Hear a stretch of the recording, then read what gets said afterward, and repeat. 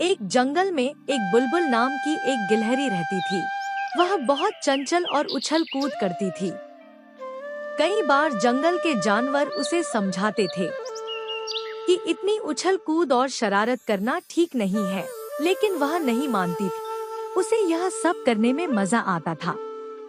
एक दिन बुलबुल एक पेड़ पर उछल कूद कर रही थी। तभी वहाँ भोलू भालू आया। बुलबुल कूदकर उसकी पीठ पर बैठ गई। बुलबुल बहन, आज भी रोज की तरह शैतानी कर रही हूँ।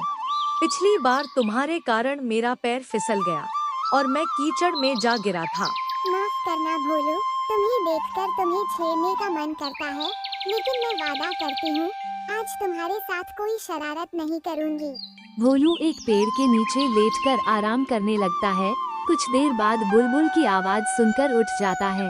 बचाओ बचाओ, मैं यहाँ पेड़ की डाल पर फंस गई। भोलू वहाँ पहुँचता है तो देखता है बुलबुल अपनी पूंछ के सहारे लटकी हुई है और कभी भी गिर सकती है। वह दौड़ कर जाता है और सभी जानवरों को बुला लाता है। भाइयों, मुझे बचा लो, मैं पेड़ पर चढ़ रही थी, तभी दो टहनियों के बीच मेरी पूंछ फंस गई। कुछ देर बाद जिराफ वहाँ पहुँचता है। वह गिलहरी को पेड़ से छुड़ा कर नीचे रख देता है। बुलबुल सबका धन्यवाद करती है। देख लिया शरारत करने का नतीजा। वादा करो आगे से कभी शरारत नहीं करूंगी। बुलबुल वादा कर लेती है। वह 2 दिन चुपचाप अपना खाना खाकर एक पेड़ पर बैठी रहती थी, लेकिन उसका मन बहुत उदास था। उसे तो उछल कूद करने में मजा आता था।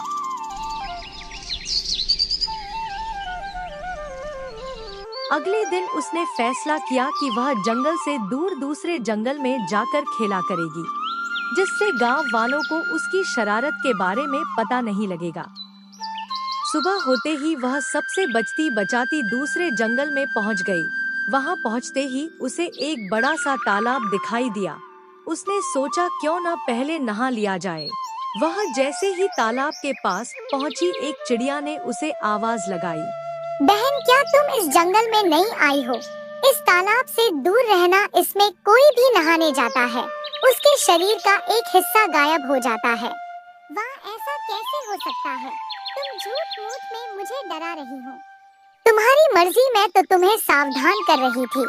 जाओ नहा कर देख लो, पता लग जाएगा। बुलबुल नहीं मानी। उसने तालाब में डुबकी लगा ली। उसे बहुत मजा आया। वह बहुत देर तक तालाब में नहाती रही। जब वह तालाब से बाहर निकली तो चिड़िया उसे देखकर हंसने लगी। तू क्यों हंस रही है? तुम्हारी पूंछ कहाँ है? बुलबुल ने पलटकर देखा तो उसकी पूंछ नहीं थी। बिना पूंछ के वह बहुत बुरी लग रही थी। बुलबुल रोने लगी। वह तालाब के पास जाकर उससे अपनी पूंछ वापस मांगने लगी। तालाब भैया, मुझे मेरी पूंछ वापस दे दो। सुबह से शाम होने लगी, लेकिन तालाब से पूंछ वापस नहीं मिली। हार कर बुलबुल वापस चलने लगी। तभी तालाब से आवाज आई। यह जादुई तालाब है। तुम्हें चिड़िया ने मना किया था यहाँ नहाने के लिए, लेकिन तुम नहीं मानी, इसलिए तुम्हारी पूंछ चली गई। मुझे माफ कर दो। अब मैं कभी किसी से बिना पूछे उसकी कोई चीज इस्तेमाल नहीं करूंगी। अब तुम अपने जंगल में जाकर सब जानवरों से माफी मांगो और आज से शरारत करना बंद करो। जंगल में सबकी मदद करो, फिर धीरे धीरे तुम्हारी पूंछ वापस आ जाएगी। बुलबुल जंगल में वापस आ जाती है।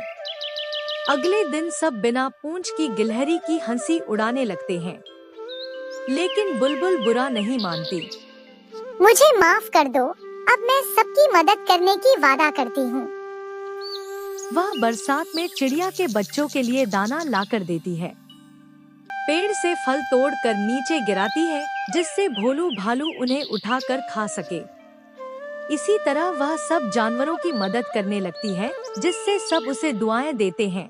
उनकी दुआओं से उसकी पूंछ धीरे धीरे वापस आ जाती है। यह देखकर गिलहरी बहुत खुश होती है।